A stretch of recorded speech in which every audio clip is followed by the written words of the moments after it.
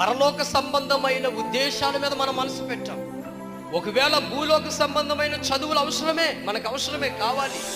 కానీ బట్ దేవుని కంటే అవి ఎక్కువ కాదంటాను నేను.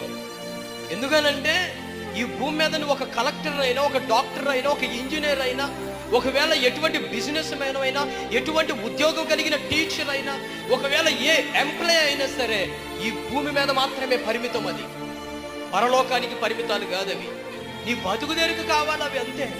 పరలోక సంబంధమైనవి ఏంటి? దేవుని యొక్క మాటలు, దేవుని యొక్క భయం, దేవుని యొక్క క్రమం కావాలి. అది పరలోకాన్ని తీసుకువెళుతుంది.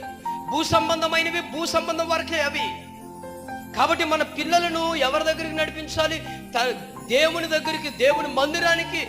ఉదయాన్నే మనం వాళ్ళకంటే ముందు మనం లేచి, ఏమండి తల్లిదండ్రులు మనం ఏం చేయాల్సిన పని ఏంటి?